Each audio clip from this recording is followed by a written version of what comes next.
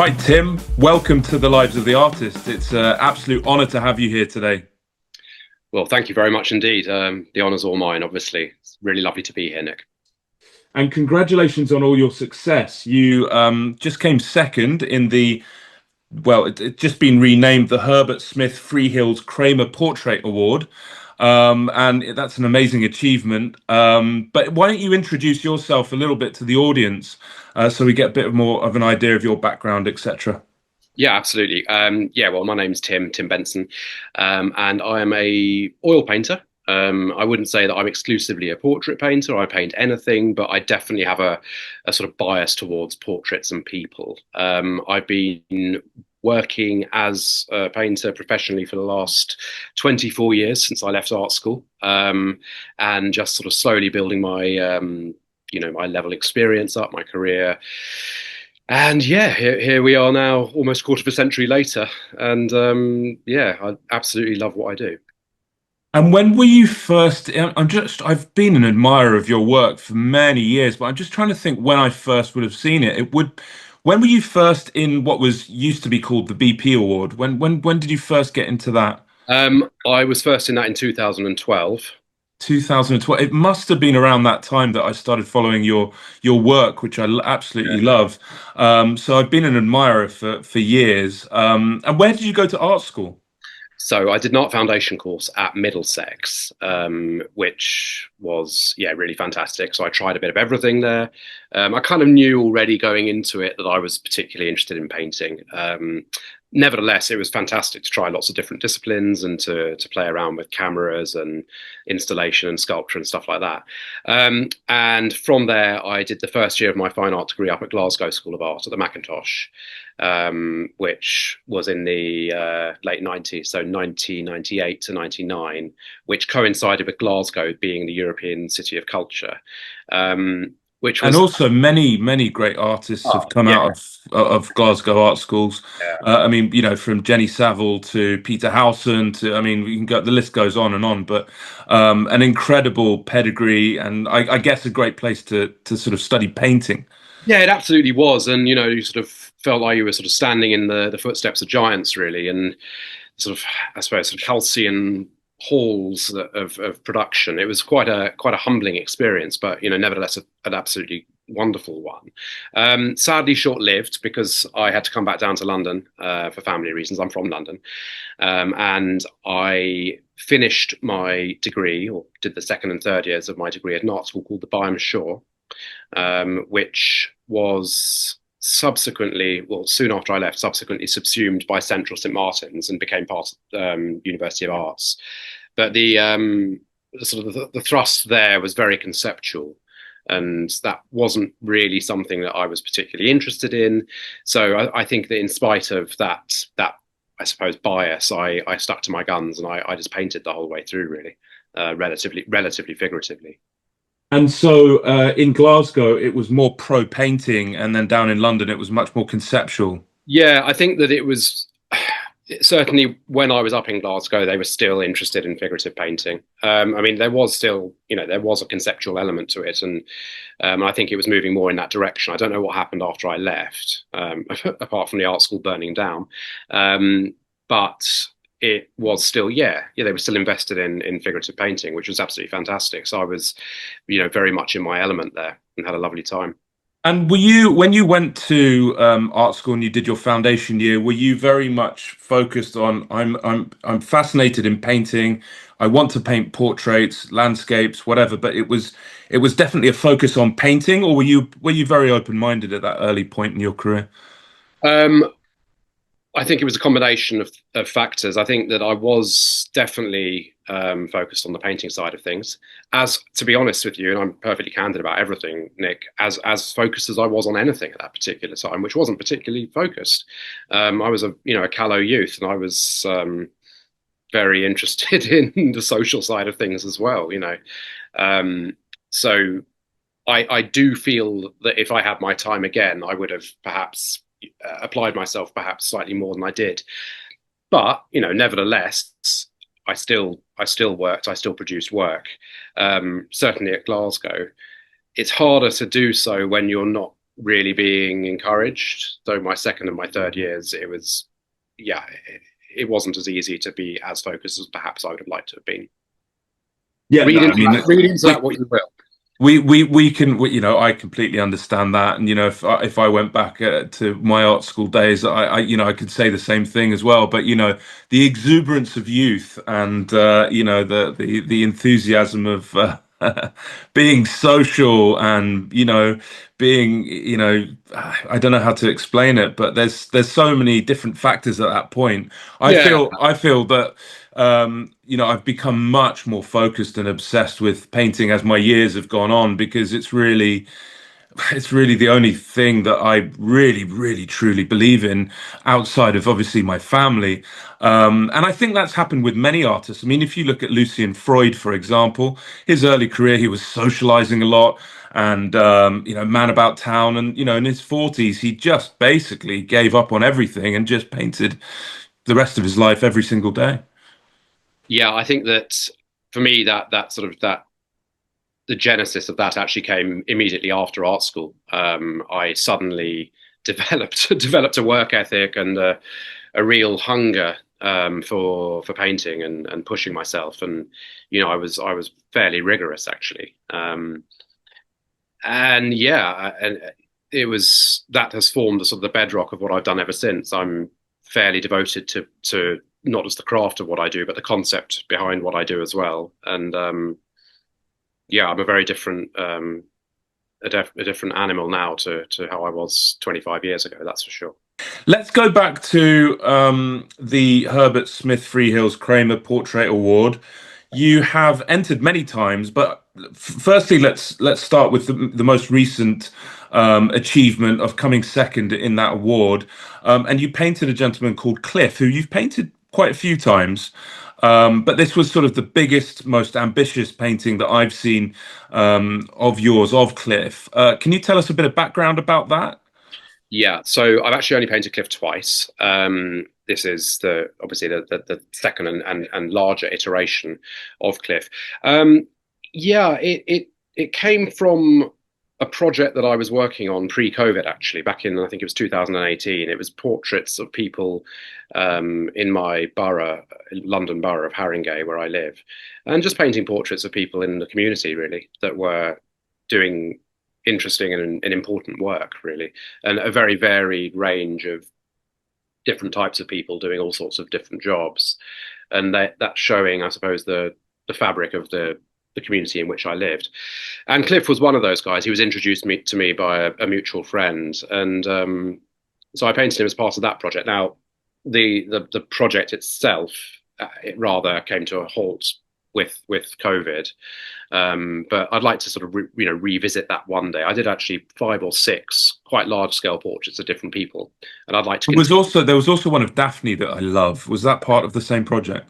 Yes, it was, and she was interestingly she was the sister of a photographer who I was actually collaborating with for that project. He was doing his own work, and I was doing my own work. And I say collaborating; we were working together and introducing people to each other, but we weren't actually producing collaborative work per se. So Um, wait there 1 second. So you're introduced to Cliff, and then what's the first sort of conversation? Do you immediately say, you know, I'm an artist and I'm interested in painting you, or is it much more of a, you know, let's sort of a friendship first? So in this instance, it was actually the mutual friend who suggested to Cliff and to me that we work together, as in I paint him and he get painted by me. So there was already the groundwork in that sense had been done, which is quite different to the way I normally work. I normally, you know, um, garner and broker relationships to build up to the point of painting. But this was already a sort of a done deal before I actually met him, and then I met him, and we both knew exactly what it was that we were doing. And he's a really busy man, and I went to his offices and had a really long chat with him about what I was doing, why I was doing it, and I want. What does he do? So he's an outreach worker, and he works in Tottenham in North London to basically get young people into work. So his company is a sort of broker for that, and in Tottenham, I don't know whether you know London at all, really, but Tottenham is as with many places, it has a lot of youth unemployment, a lot of gang culture as well. So he's working at the sort of the spearhead of that, and yeah, which I find fascinating. It's where a lot of artists are moving because it is quite run down because the artists always move into those areas and yeah. Yeah, I mean it is run down, but much certain pockets of it are. But there's a lot of investment happening, a lot of money coming into the area, so those artists will be priced out before you know it. It's the same everywhere. As always, yeah. Yeah. So I painted Cliff back in, I think it was 2018, beginning of 19. But I also just felt that I had unfinished business in that sense with him, and I really wanted to work on a more, I suppose, a more monumental scale, and to really revisit that, especially as I'd started to be interested in a separate project of people with facial differences, and Cliff has a facial difference, and that, but although that wasn't the fundamental reason for the portrait the first time round, I felt that this time round it would be lovely to work with that, with somebody I'd already worked with, I'd already had a relationship with. So it was no effort just to sort of speak to Cliff and say, look, this is what I'm doing. Would you be interested in that? And he was. And again, I went to his different offices because he had moved premises, and we had a long chat about how things were. I worked from a couple of photographs back in my studio, and that's how I was working this time round. I think generally, Nick, I do prefer to work from life, as in having somebody come to my studio. But some people can't do that. Some people don't have the time. Simple as that. And then it's up to me as the painter to sort of transpose that moment into my into my studio, into my working practice, and to treat the photograph as as a life experience, as opposed to just a 2D image that I'm copying, because it's definitely not about copying. It's about taking what you think are the sort of the vital, salient bits of information, and bringing your own handwriting, your own vision to the table, and trying to create something convincing from those limited subject matters, those limited materials. Absolutely. And the year before, you painted Adam Pearson, who again had a facial deformity. He was born with that. Was he not? No, he was born with the underlying genetic Right. disposition, but it only kicked in with him, I think, when he was a relatively young child. So he has lived with it for the vast majority of his life, but he wasn't actually born with it. But he has had it for a very, very long time. His brother also has neurofibromatosis, interestingly, but his manifests itself internally, which, if you really think about it, is perhaps, although not external and visually difficult, it's internally very problematic indeed, because it's going to put pressure on his organs. So yeah, so but again, very powerful work. That was in the same prize. And I mean, fascinating subject matter. But Adam Pearson's a real character. He's on TV. I've seen him in various interviews. What a character he is.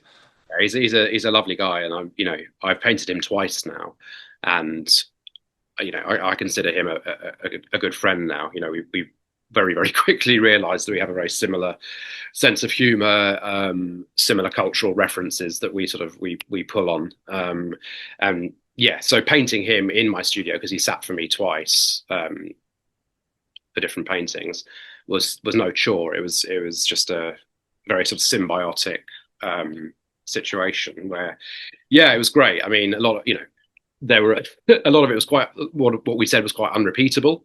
Definitely got a mouth like a drain, much like me, to be honest. But no, really, honestly, a lovely guy with a great sort of personal moral compass, and yeah, it was lovely to work with, actually.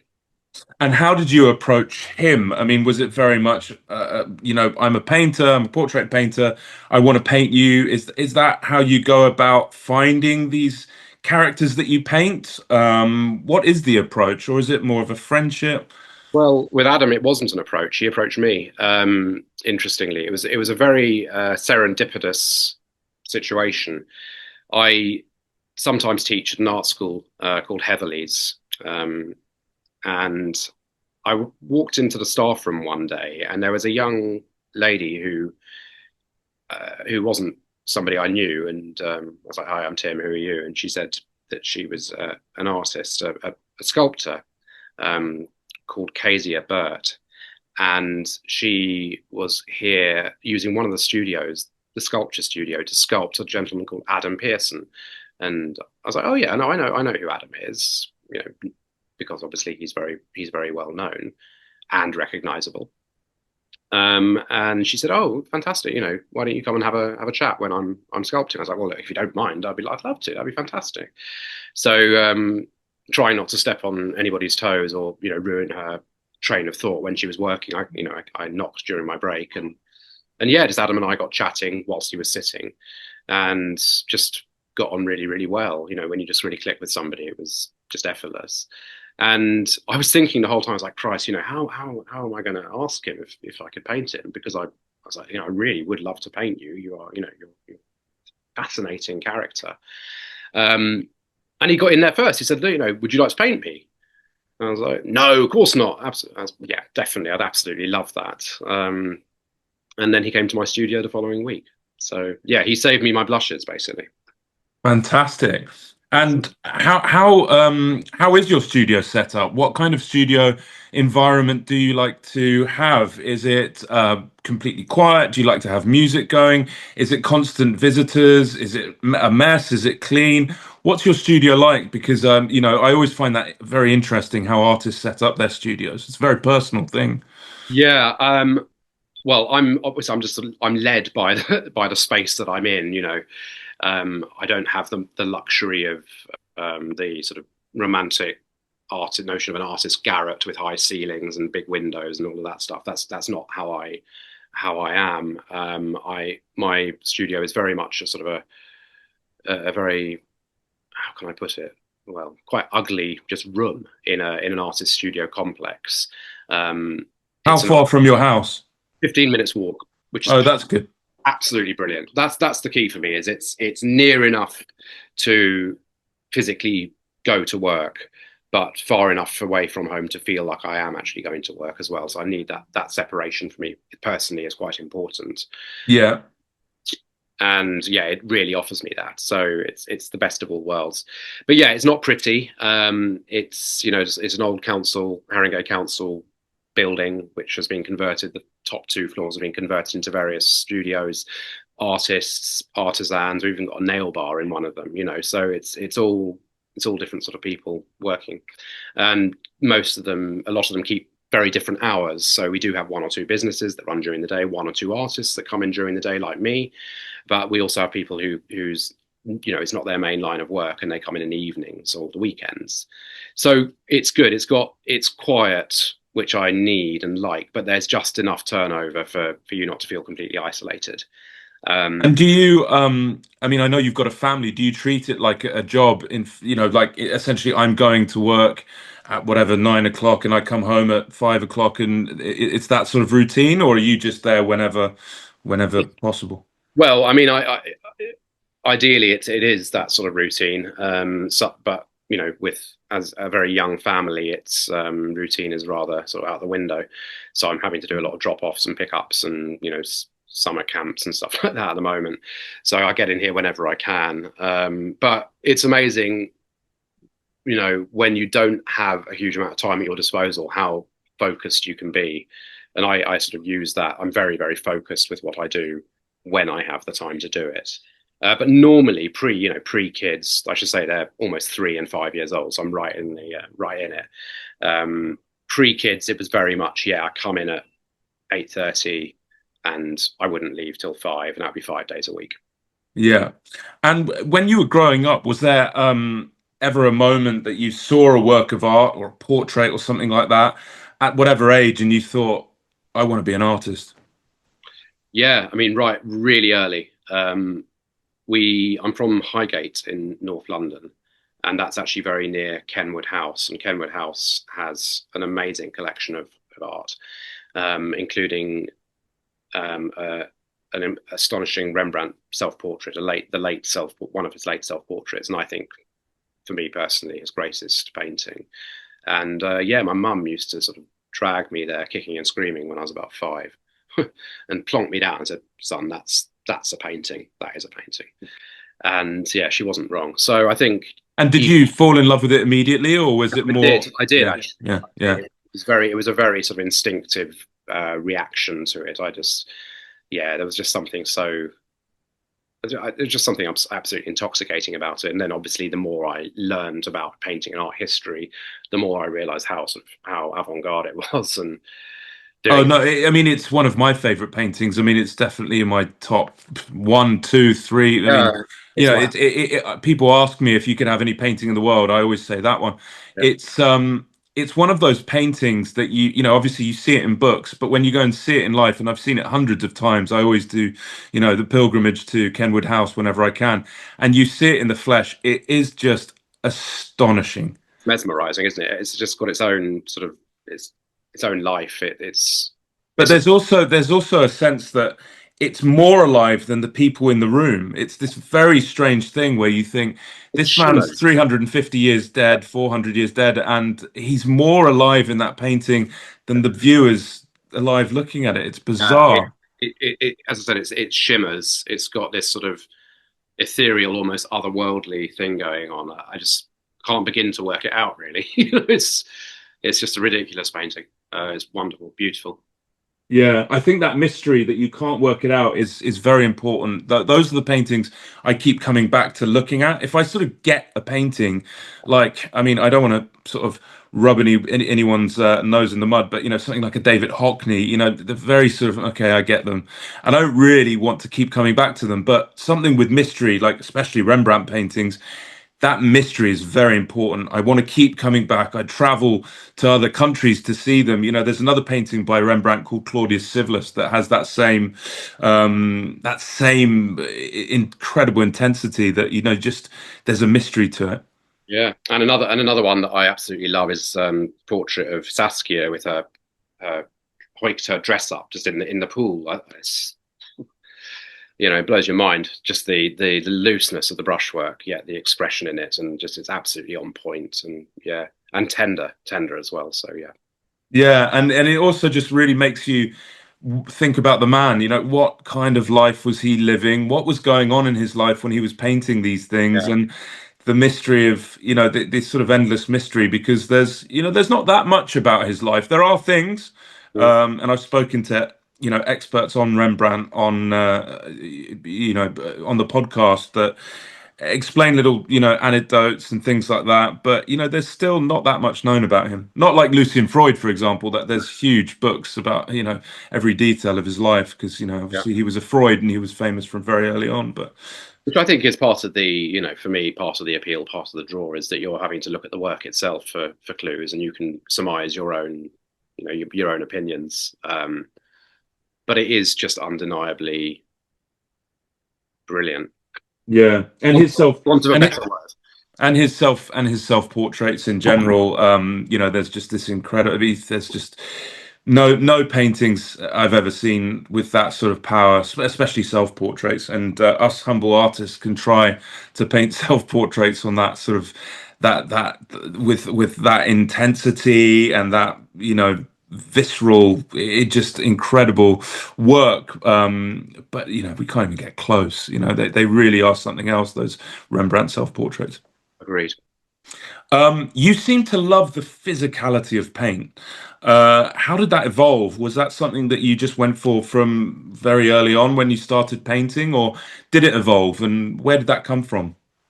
I've always sort of worked with large marks, that's for sure. But I think that it's become thicker over time. So the marks are still big, but there's more, surface quality, integrity, mess, whatever you want to call it.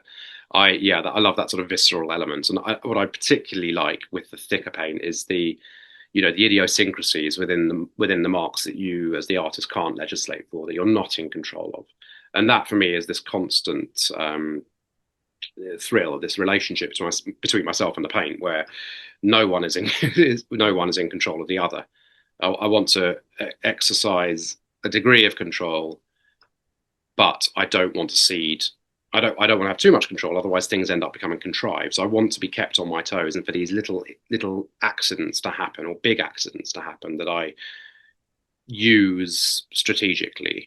And I just love the thickness of it. I just love the physicality. I'm a physical person. I'm a, you know, I'm a yeah, I'm a physical person, and I enjoy the sculptural element of it, and fighting with the paint, and having that confrontation, I suppose, because I am quite a confrontational painter.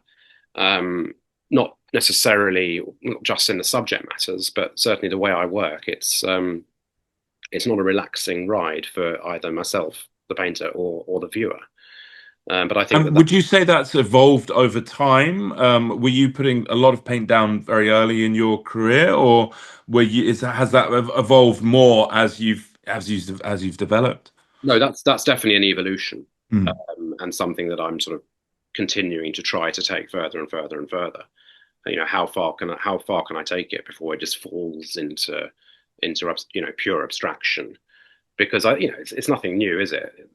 Artists sort of tend to move towards a degree of abstraction throughout their careers. Many do, not all. And I suppose that this is my way of doing that. Is how far can I push the paint whereby it's becomes itself an object before I lose the thread of the painting itself. I lose the drawing. I lose the draftsmanship, and I love being on that knife edge. Where you are one mark away from chaos, but conversely, you're one mark away from something really exciting as well. The way you're talking, I completely understand. A lot of my work has that similar philosophy to it. And it reminds me of Frank Albach in a bit, in the way he was sort of tussling with the paint, not trying to control it, trying to see where it took him.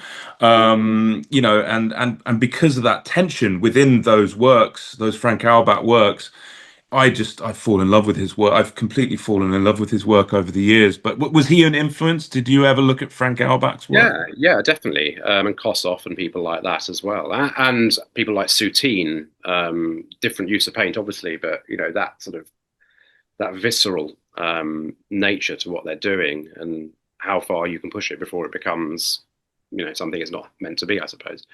But yeah, Albach, Freud, obviously. And Freud's an interesting one because there's just so many iterations of his output over the years. It's a very, very, very marked difference over his career in the way he worked. So yeah, it's not all something that I draw inspiration from by any means. But Yeah, some, I wonder. He said that French painting influenced him more than anything, and there was a definite change in the '60s when he started painting thicker. yeah, And I wonder what that was, why that change happened. I think he was influenced by Francis Bacon, apparently, their friendship. Frank Albach was doing things, but it's interesting. There was a change in his career where he was going for this sort of very washy, watercolory oil painting to this much thicker stuff. yeah, and I think it sort of happened in the '60s, really, didn't it? And Mm. into the early '70s. And I just think that some of those paintings from like the 1980s in particular of his they're some of my very favorites. There's one called, I think it's The Irishman, an Irish Yes. Son. And it's just brilliant. I love it. I absolutely love just the conceit of it, but the way he handles the paint, and it's just it's such a telling painting. And And there's also a landscape in it, because yeah, through the behind out the window window. Yeah, you can exactly. see this silvery Yeah, London light, and then there's this very physical yeah, and the presence of hand these. and the hands. Yeah. Marvelous. I just think it's him at the for me reading the work, it's him at the height of his painterly powers. I think it's absolutely brilliant, and obviously some of his self-portraits as well. Um, but yeah, I suppose so. Him, but I think moving back to French painting as well. I look back at some of the sort of the impressionists, and even people like Corot. I like Corot's work, and Jericho, I love. Jericho, yeah, absolutely. And but I also like, English painters like Sicily and people like that as well. But Yeah. I'm definitely not. I'm not book smart when it comes to painting. I'm not a particularly erudite in my pursuit of reading about art history at all. There are huge holes in my knowledge, and I'm not also, again, being candid, not. I'm not thinking about other painters that much. Mm. I don't think about other painters very much. I'm selfish. I'm driven in my own sort of area. Now, of course, we all are influenced by other people, and it'd be ridiculous to say we're not. But I'm not constantly going to exhibitions or, um, going and looking at paintings. I'm more interested in actually painting. Yeah, no, I mean, that's a good thing because, you're on your own journey and you produce your own, like you said, handwriting and the painting and things like that. Sometimes if you're, early on in my career, I was very much trying to paint like I loved Venetian art and I loved sort of, Dutch art of the Dutch Golden Age and things like that. And I was really trying to work out how they painted and trying to paint like that. And obviously I've evolved since, but I think that singular vision and that focus on where you can go with what you do and that tension like you were talking about in not being in control of your paint and things like that. I think that journey is a fascinating one, and it's a very personal one too. It absolutely is, and I sort of extrapolate that by I physically sort of and mentally g myself up before I paint. I'm getting in there. It's like war. I go in ready for battle. I put my armor on and bang. It's yeah, hell for leather, and we'll see who wins. Basically, it's very combative. And how long's a typical session that you paint for? Um,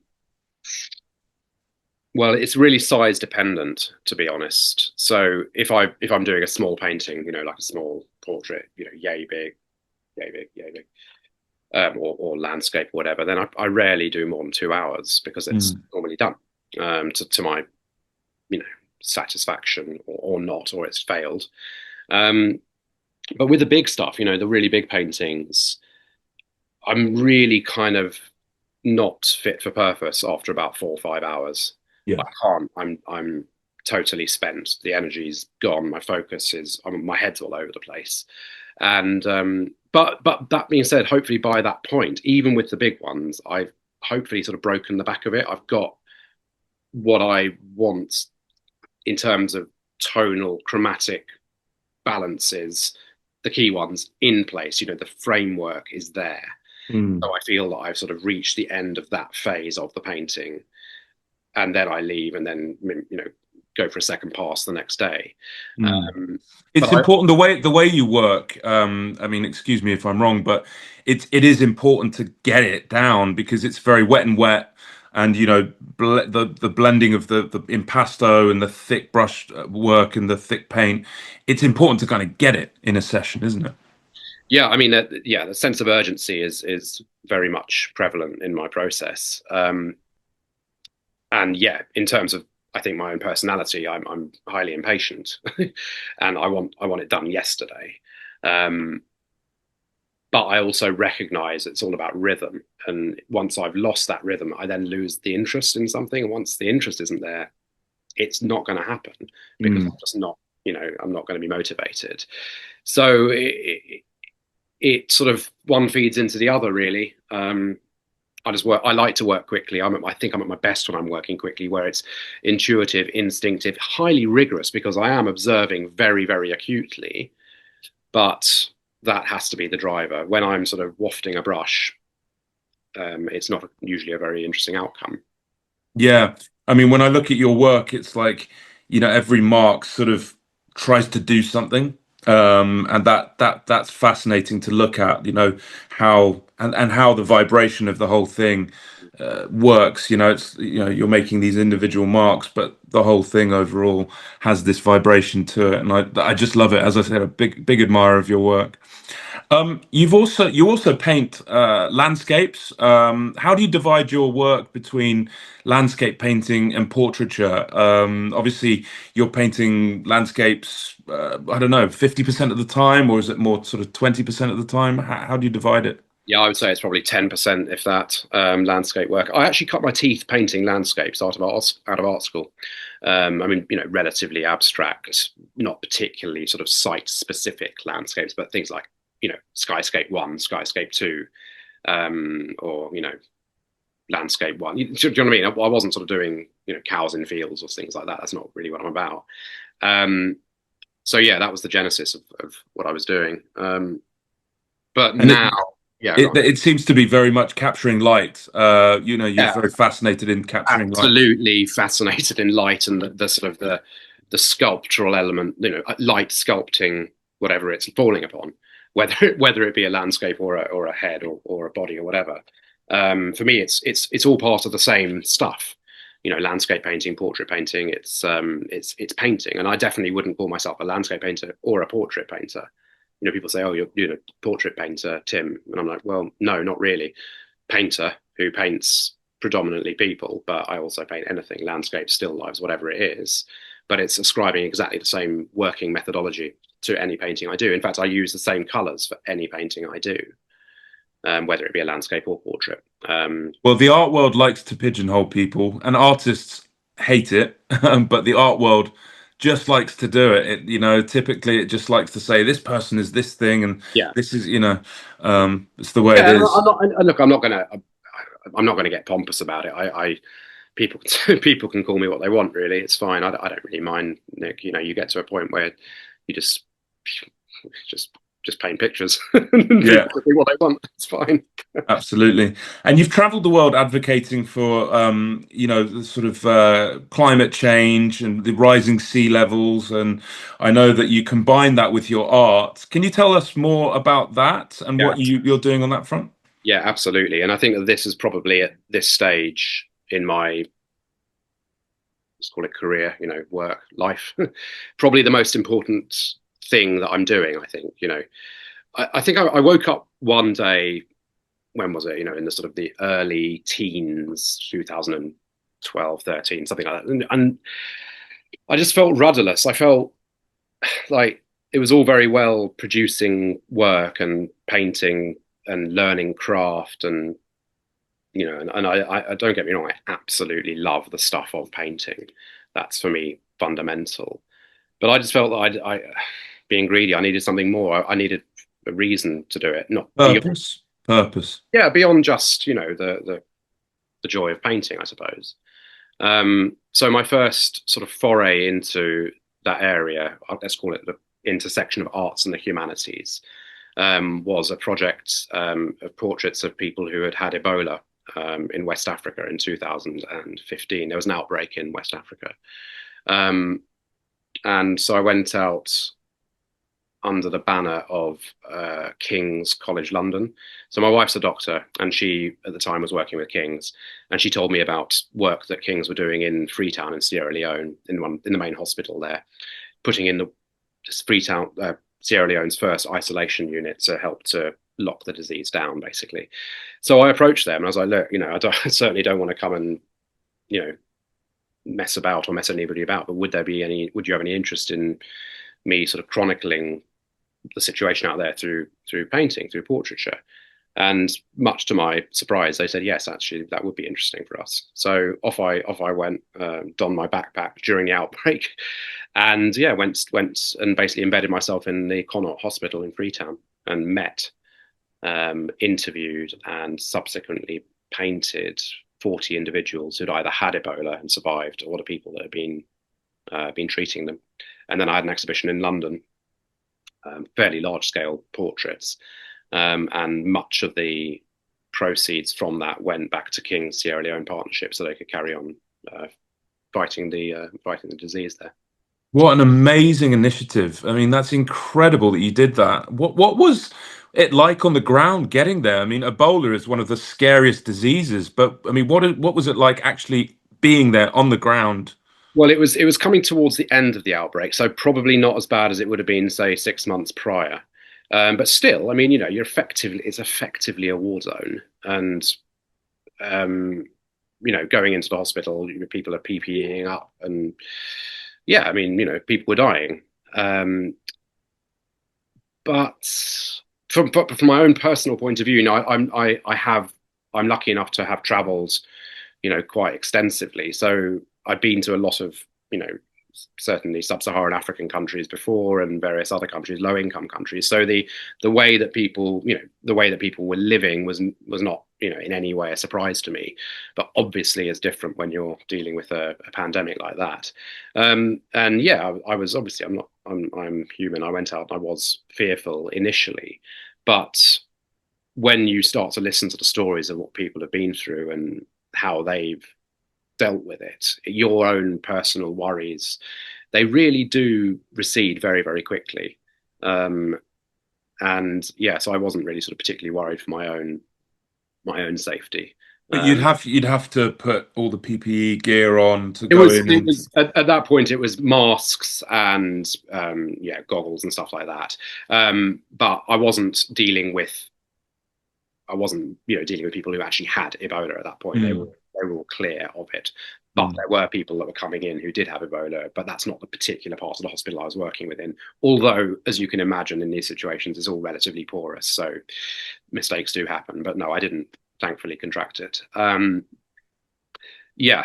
So, but it was genuinely, and I don't want to sound corny, but it was incredibly humbling, and Mm. it was also beautiful as well.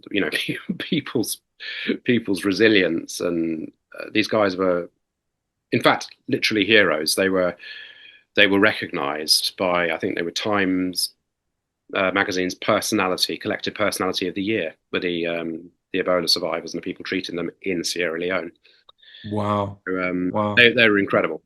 And Wow. so for me, that was my sort of my main my entry point into working like that, in a sort of reportage style of working. And it was for me just absolutely brilliant, absolutely incredible. It Mm. was humbling. It made me realize that's just what I want to do. How do you then how do you then continue? But luckily, I was the exhibition had a write-up in one of the papers, and the CEO of another quite large charity saw the write-up and came to see the exhibition, and really, really loved it, and asked whether it's something that I would consider doing with what they were doing. They were a site charity, an international site charity, and their USP, I suppose, is they have the world's only flying eye hospital, big jumbo jet that's been converted into a 2 operating theatres, recovery room, 2 lecture theatres, flying around mainly countries in the global south. What's the charity called? Sorry. Orbis. Orbis. Right. And anyway, so I went with them under their banner to one of their projects in northern Zambia, near the border with the Congo, with DRC. And yeah, sort of chronicling the work that they were doing with people in the local community who had come in for restorative eye surgery. And again, it was absolutely brilliant again. So yeah, probably about 35 portraits of people, pre-op and post-op. And their response to you painting them was very positive. Yeah, I mean, I wasn't painting in situ because, again, I didn't paint any of these paintings in situ, the Ebola project or this project. Logistically, large scale canvases, oil paints in these areas is very, very difficult to do. But also, just I think in terms of the ethics of it, and it's just not transferable. It's not appropriate behavior in all situations. So it was always audio interviews, talking, trying to build up a relationship. And then just one photograph, just a very sort of democratizing one shot each of each person, which is what I did with the Ebola series. And then back in my studio painting, yeah. And did you get any reaction from them when they eventually did see? Absolutely. So the Ebola series, it was brilliant. I was on Facebook at the time. I'm no longer on Facebook, but these guys, a lot of them, the trauma they'd experienced, they had nothing. Okay, they were kicked out of their homes. I think that's one of the things actually that was the most telling about the Ebola series, was the social stigmatization that these guys had endured. So it was more the emotional and the mental side of things rather than just the physical side of things. And that's something that I wasn't prepared for when I went out. Wasn't prepared for when I went out there. It was actually the social element of the legacy of Ebola. Well, I mean, people think of Ebola as just a death sentence. You know, Yeah. that what are the chances of surviving? They're very low, aren't they? Well, yeah. Well, that's the interesting thing. They were low, and then Kings went in, brought in an isolation unit, and brought in simple things like IV lines and drips, and that massively lowered the mortality rate. Just getting fluids into the person, and it transpired that basically a lot of people were dying from kidney failure due to dehydration Right. rather than the effects of hemorrhagic fever itself.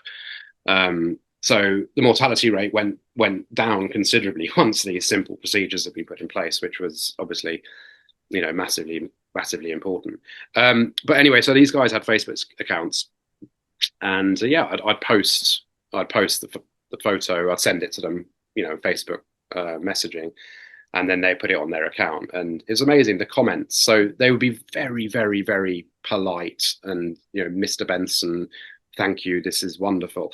And then their mates would pile in in the comment section saying, he's made you look old, or your nose is massive, or and it's just wonderful, just really just lovely to see, like, sort of schoolboy behavior from 60-year-old men. It's just great. But yeah, I think, but the takeaway really was that they were just so happy to have their stories shared, basically, because what happens with these situations is, the papers go in while it's a big deal, and then they leave, and then there's nothing, they're never heard of again, right? Whereas this was more about what happens afterwards, and educating people and making people realize that these guys are here, and what they've gone through. And so I think that they were just very really, really happy about that. And But they were suspicious initially, Nick. Sorry, I should say. Initially, right. it's like, well, they thought I was just a journalist because I had a camera and a microphone. Yeah. And I went to great lengths to sort of show them what I was doing and examples of my work. And, if you're still okay with that, having seen this work, would you be up for it? And yeah, they were. So it was lovely.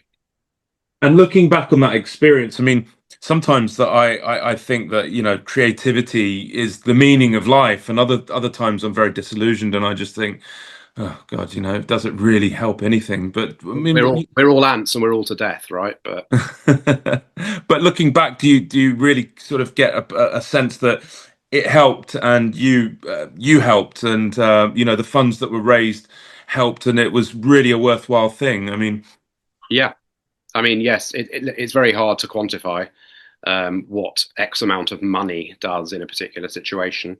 I'm very confident that the money that was sent was, just dispersed properly, and there wasn't any sort of triage, which very often happens with charitable donations. And yeah, the amount of messages I had back from people just saying, look, these funds have been doing this, and this, and the correlation, the amount of impact that that's had makes it, from a financial point of view, very, very worthwhile.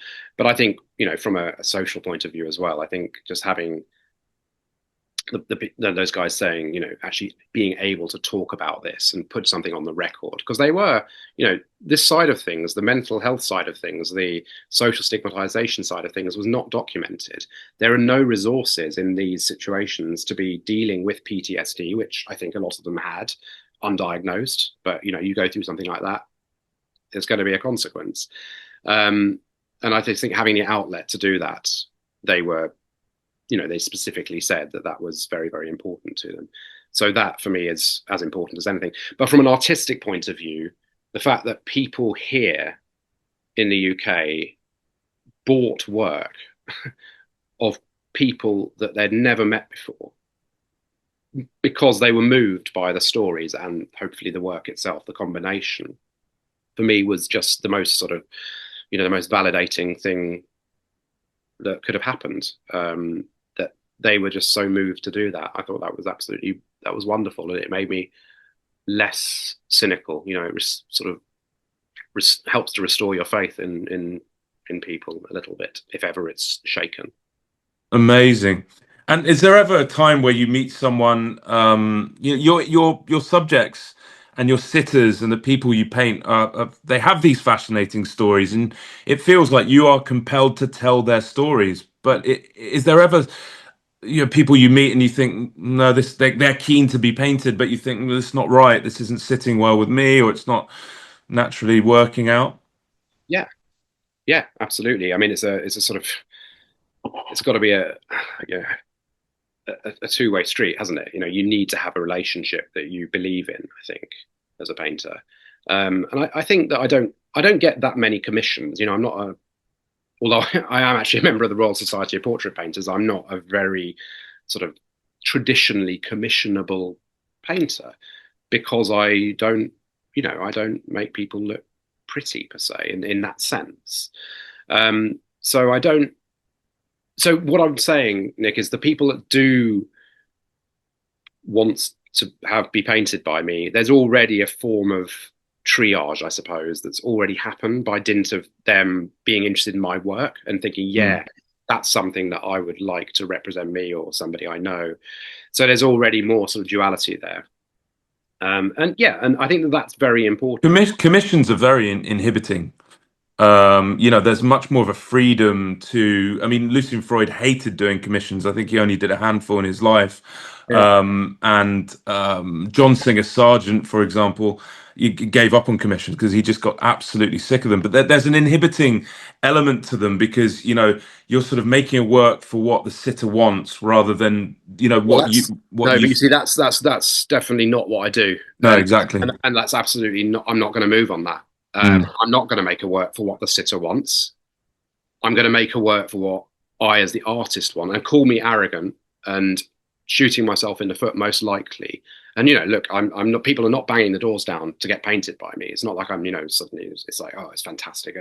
They can all go to hell. I don't need that. Yeah, of course I do. I'm an artist and living in 2025 in a recession. It's tough, but I get just enough to keep me working, keep me able to work in the terms of which I think is really important. You only get one go, you only get one life. I'm certainly not going to spend it, if I don't absolutely have to, working, doing things that I don't want to do. And that's why I say that people who do come to me, that we've already got past that or automatically. It's about how I see them. I've only ever once had something where somebody said, look, can you make my nose a bit smaller? And you get one change. You get one change, and that is it. And I was like, yeah, of course, absolutely. I mean, they had a big nose.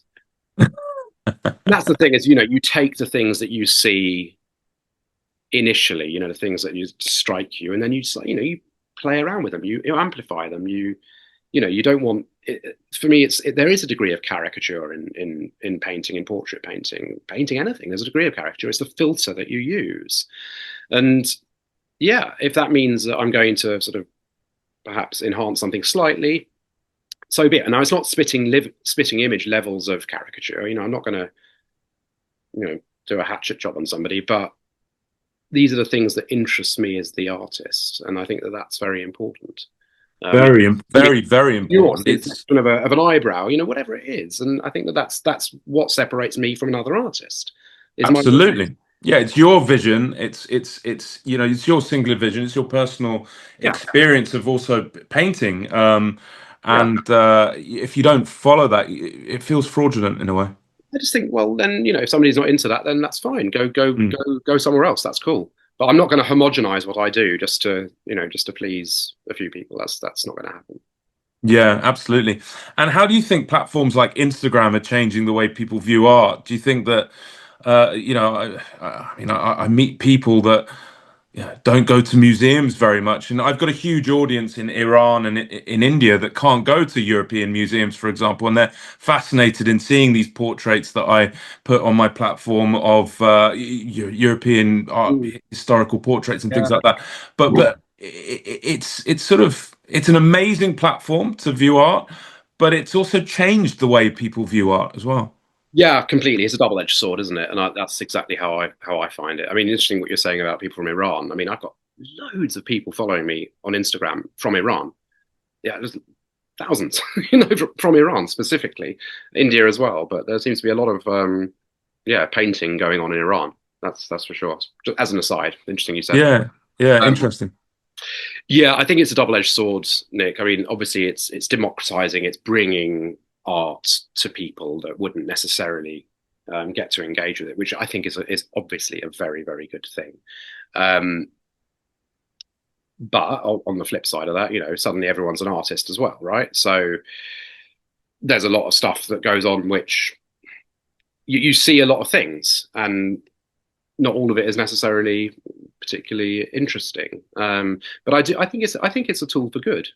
I mean, Mm, as you well know, something's shifted in the last couple of years. The algorithms have changed, mm, and uptake in certain areas is very different to what it used to be. So I don't think it's quite as powerful a tool in that sense for artists as it was. You probably know more about that than I do. I can only speak to my own experiences.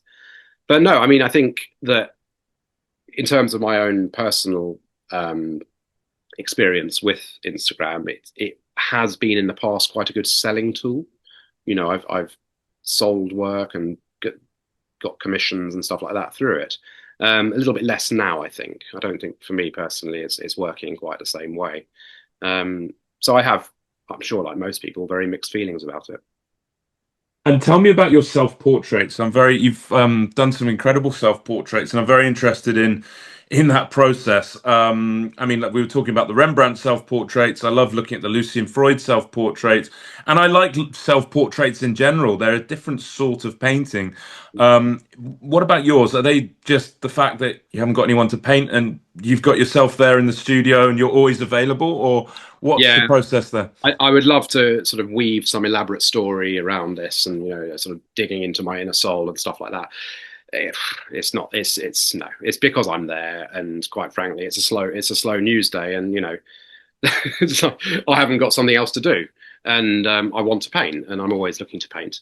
So I'm not remotely interested in my face, which I think is part of the challenge, isn't it? It's about finding something that's going to motivate you to do something that when working with something that you're not inherently that interested in. And there is the sort of the challenge and hopefully the art. So that may manifest itself as you've seen in potentially a slightly quirky angle or whatever it is. But I don't want it to be hackneyed either. It's there quite a few of the same sorts of paintings by same sorts of self-portraits by different artists of certain angles. But there's no such thing as original art, so you might as well do it and you might as well paint. Whatever allows me to paint, I suppose. Do they sell? Do you have Yeah, self-portraits? they do actually. Mm. Interestingly, I think there is a definite set of collectors who are specifically into buying self-portraits of artists.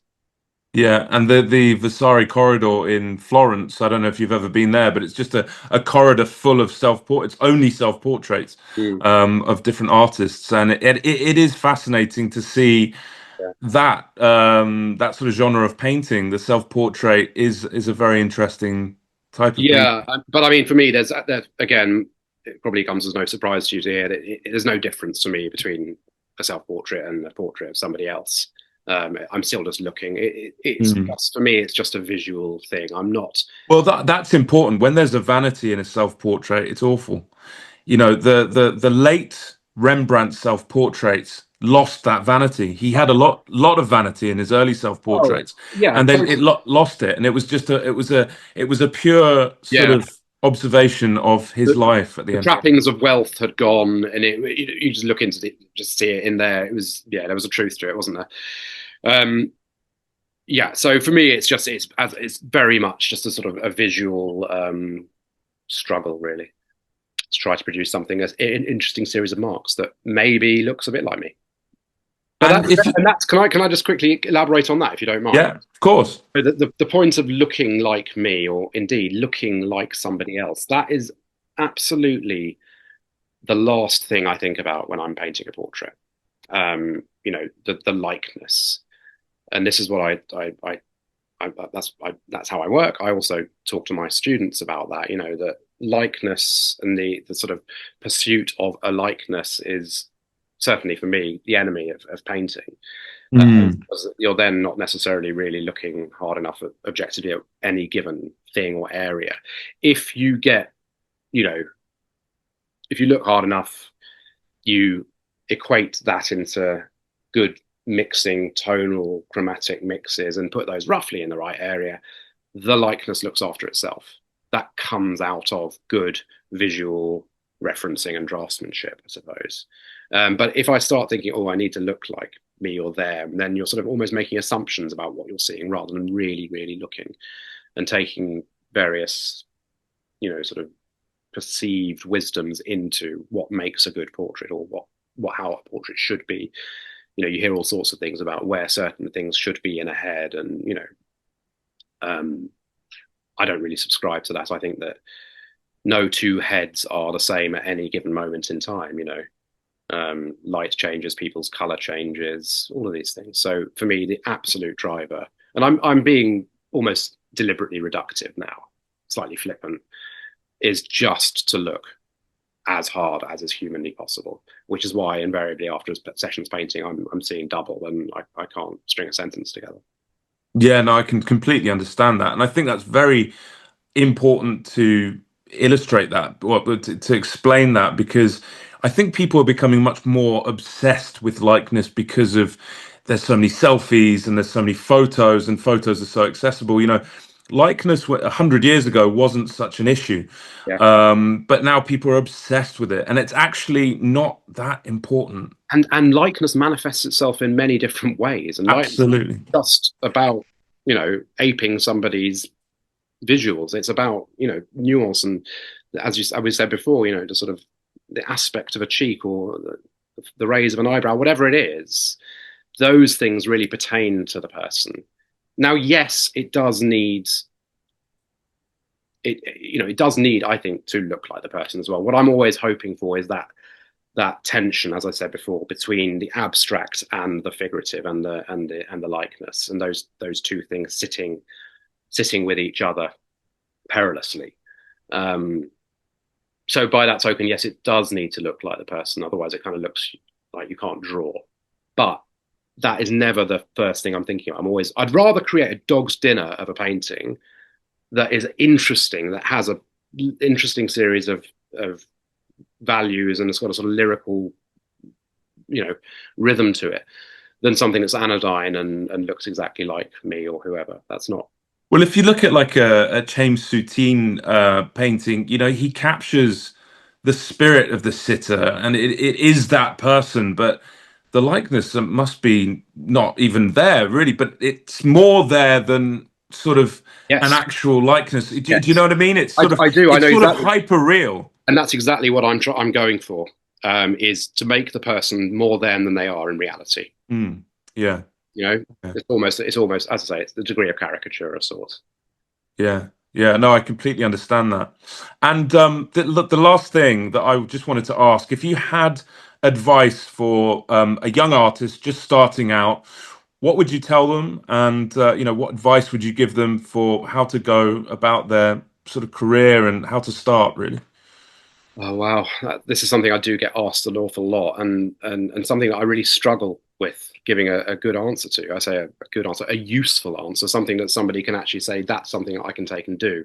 I get asked it all the time as well, and it's very Yeah, difficult to know what to say, it is, because the reality is that there are so many forces at play in this the art world, and being an artist and a painter specifically. I think there is no trajectory. There's no clear pathway to success, however you define that. It's not like you do X number of years in a job and you get a promotion. It doesn't work like that. Sometimes things are not simply not meritorious. The only thing that you are in control of is your output as a painter. All the other stuff is window dressing, okay? But paint what interests you. I think that would be the absolute fundamental. If you can, if you're in a position to be able to do that, then it might be having another job or whatever it is. Paint what interests you, because that will speak so much more about you than producing work that isn't in your nature, I suppose. Keep it simple, I would say as well. I think don't try not to be a jack of all trades. Just try and concentrate on one thing, one area, whether it be the subject matter or the actual materials you use. Just keep it as simple as possible.